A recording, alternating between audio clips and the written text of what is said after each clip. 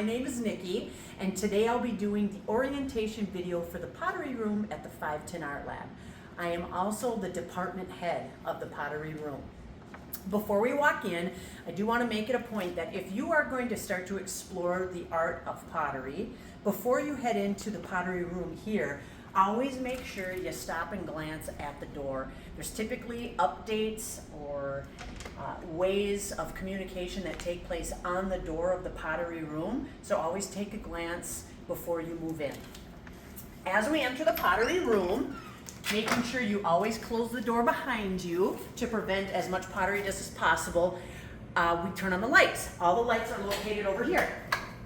There are 3 sets of lights: the center bank, the east side, and the west side. These must be turned on in order for different pieces of equipment to even work.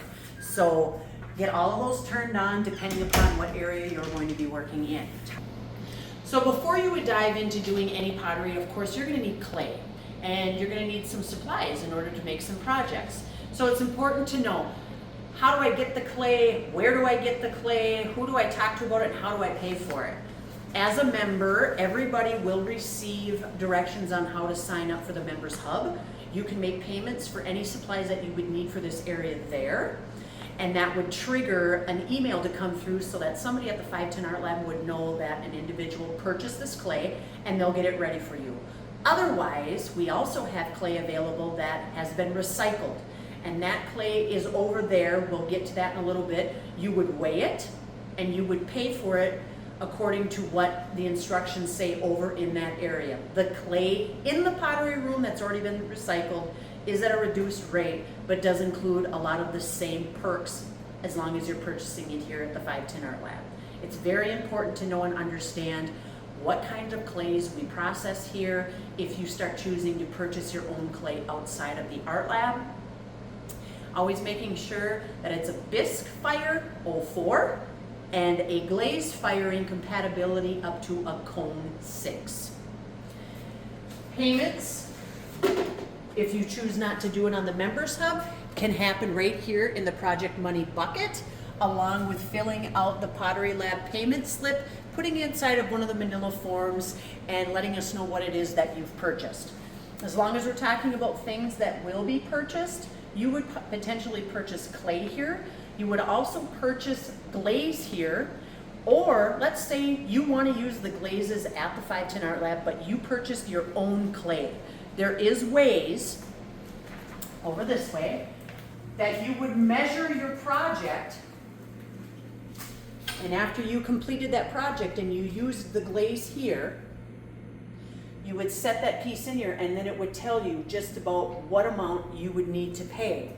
Again, this is if you have a project, you used your own clay, but you want to use the glazes or stains or underglazes at the 510 Art Lab. If you are looking to maybe purchase some clay that isn't as expensive as if you buy brand new clay, is we have the ability to do something with clay. It would be called recycling it or pugging it. When the clay gets pugged, it gets spit out this pug mill and stored into different containers, along with an explanation as to what it is and how you pay for it. Pugged clay is $1 a pound. One note about that I want to say is many people, they just really don't like re-wedging or recycling their clay by hand. So they always want to put it into the pug mill. If it's your clay that you've purchased on your own and it is not the same clay that we use here, which is Minnesota clay number 3, you cannot put it in this pug mill. You have to recycle that clay yourself or re-wedge it yourself. We only pug Minnesota clay number 3 here. And if you do choose to recycle it through the pug mill, it is no longer your clay. You can purchase it back for the pugged clay amount, which is $1 a pound, but it is not your clay anymore just to take back after you've put it into the pug mill.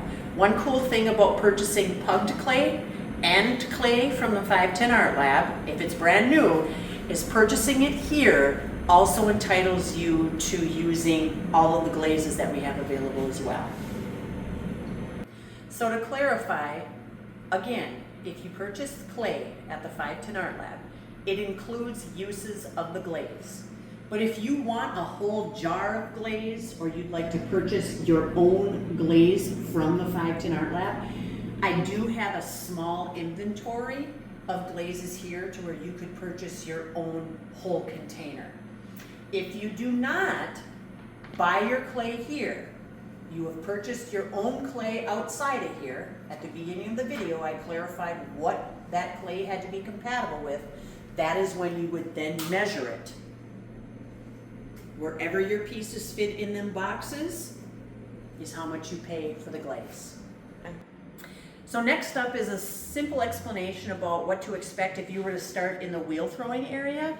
First things first, before you start ever throwing for the first time, scan the QR code. There's QR codes located on the wall for wheel throwing area expectations and throwing wheel standard operating procedures. It's important to know those different procedures so you know what's expected in this area.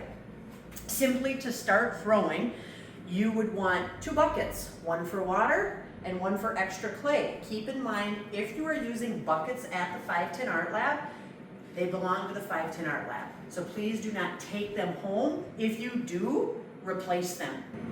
A couple of tools that you might want to start out with on the wheel throwing area: a sponge, some ribs, some wooden tools, things of that nature.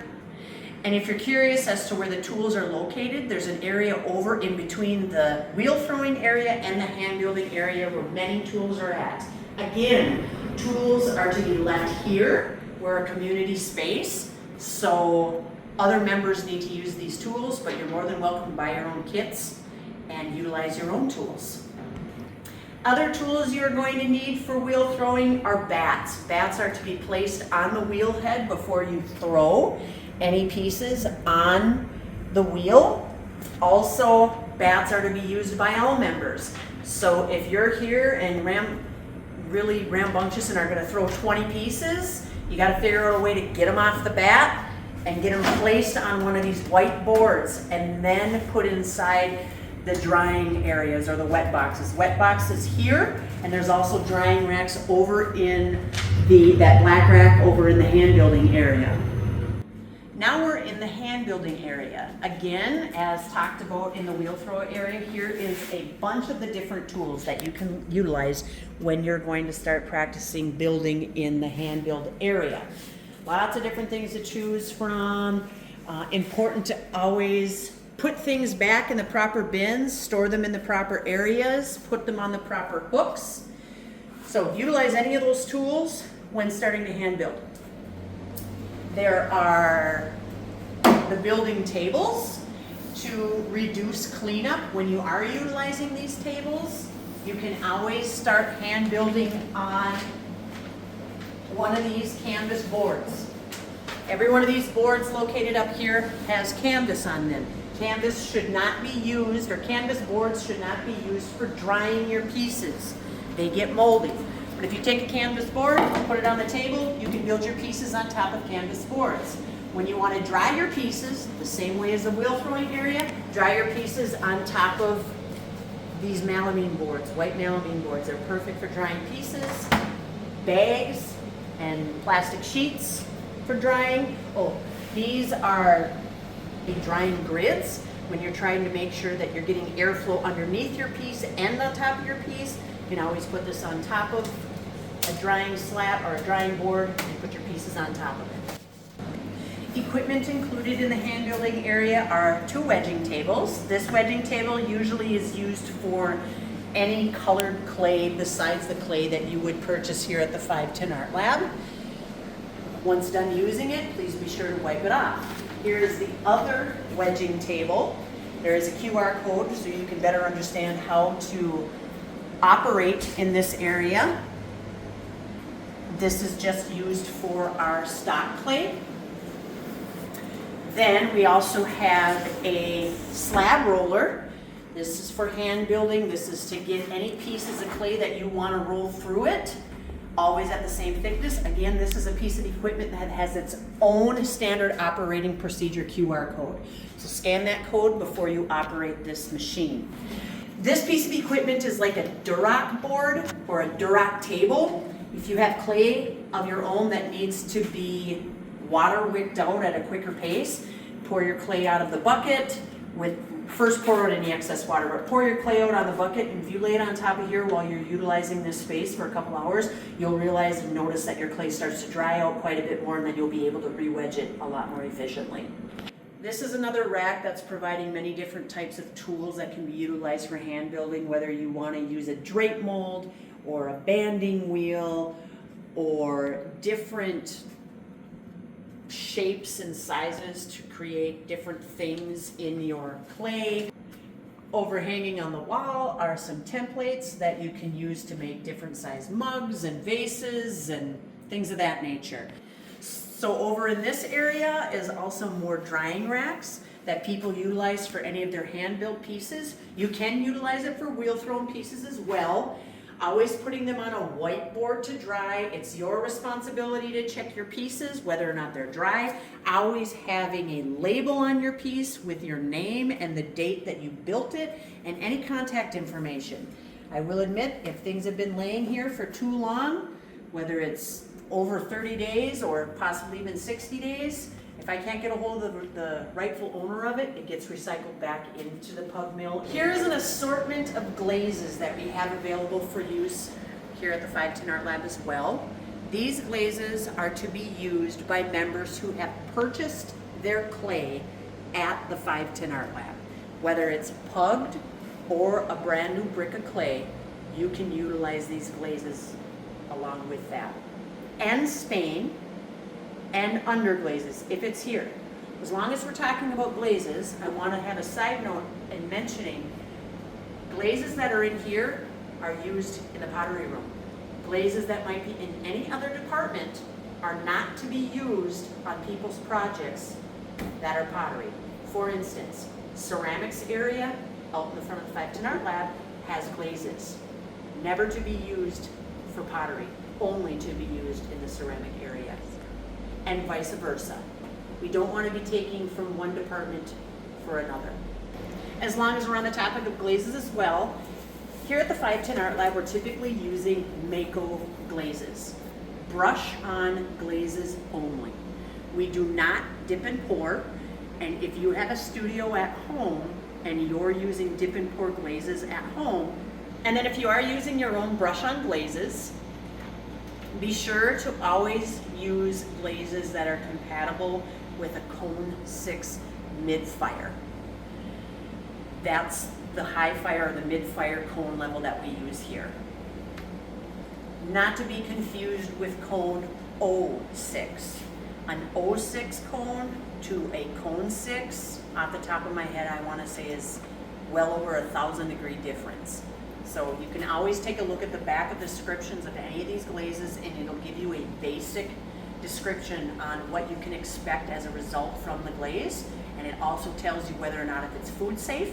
We only use food safe glazes at the 510 Art Lab, and then it also does tell you if it's compatible with a cone 6 or not, and all the glazes at the Art Lab are.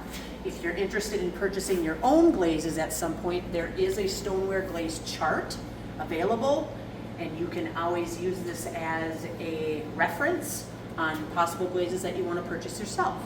Any pieces that you are glazing here, all the bottoms of those pieces must be waxed before glazed. If you want more information about that, you can utilize the television to look it up, but at the 510 Art Lab, we do require the bottoms of your pieces to be waxed and that no glazing takes place on the bottom of any of your projects. So a few things that I want to touch on before we end the orientation would be best practices and etiquette, and some safety reminders for the pottery department. It is very important to wipe down any and all equipment that you used, any shelving that might be in your area, any tables that might be in your area. We also have a mop. I do ask that everybody who utilizes any of the areas fills the mop and even mops their area. Pottery is a messy art form, and the more we can clean up with water, the better. I also want to hit on, this is a members-based area, And a lot of people have some really cool projects and sometimes are really excited about them, but please don't touch their projects. Leave the projects sit, practice that proper etiquette. If somebody breaks something, I prefer it to be me. That I dropped it when I was loading it, or I dropped it when I was bringing it someplace, so that I can take the responsibility for something being destroyed. Work in progress.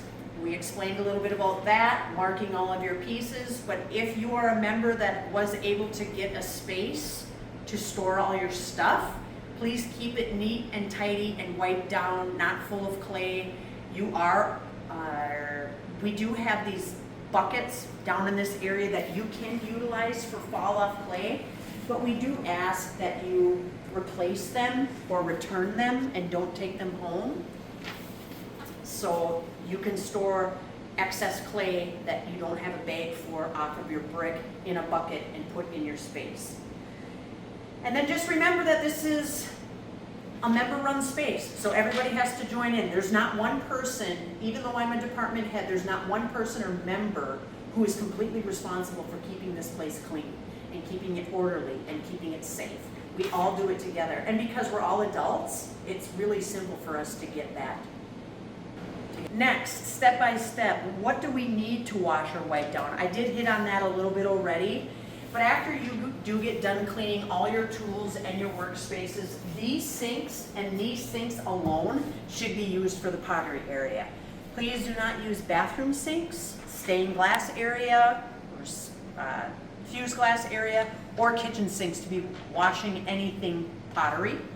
All needs to be done in here. We have a very specific recycling system for it that eliminates any clogging of pipes in this facility. Next up is the kiln room.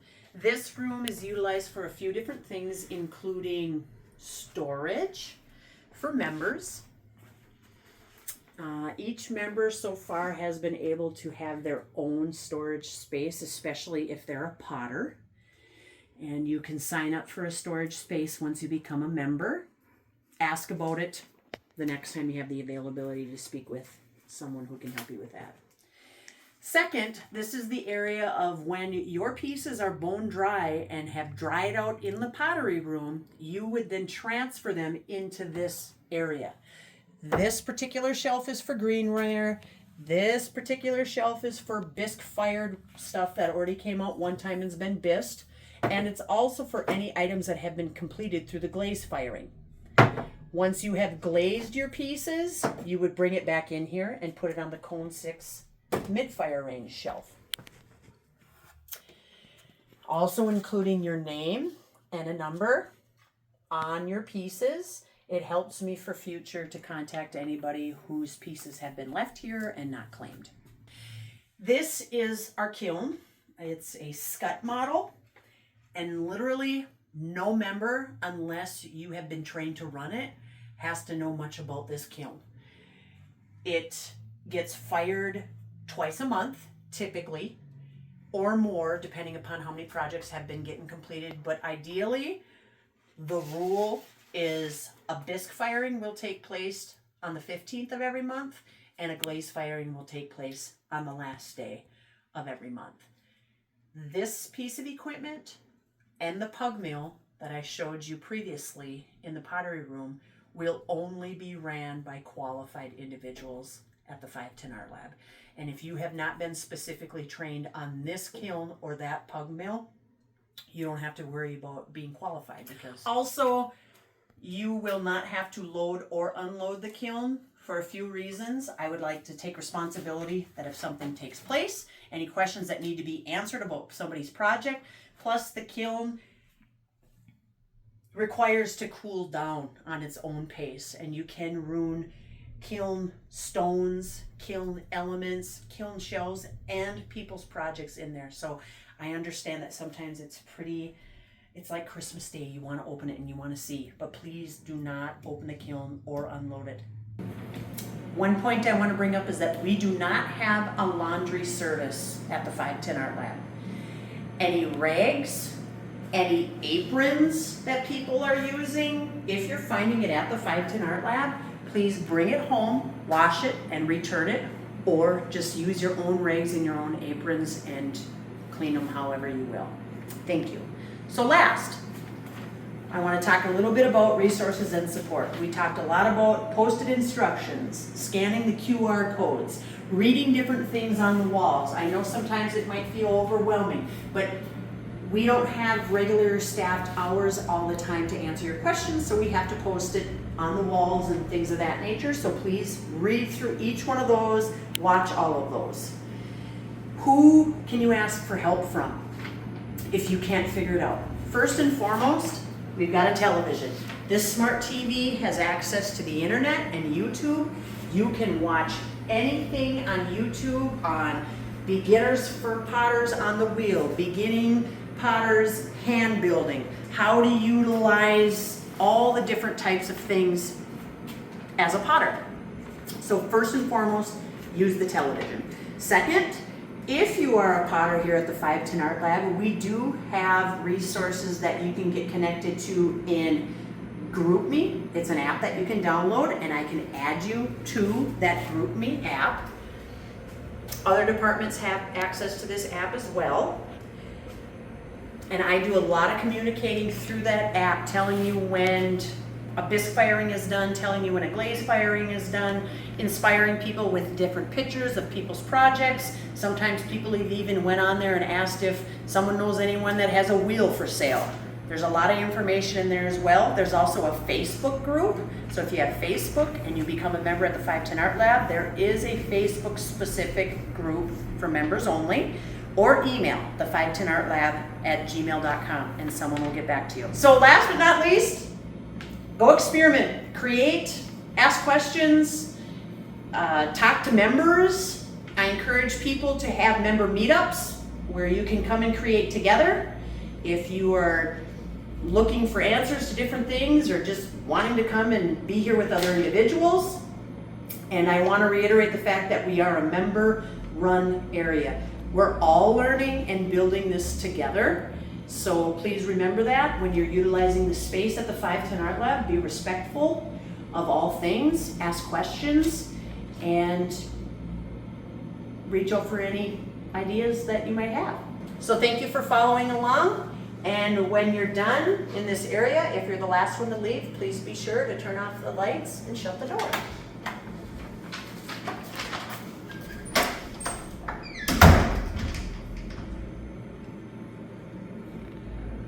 How long should we stand here? She's coming back. We're still recording, yes.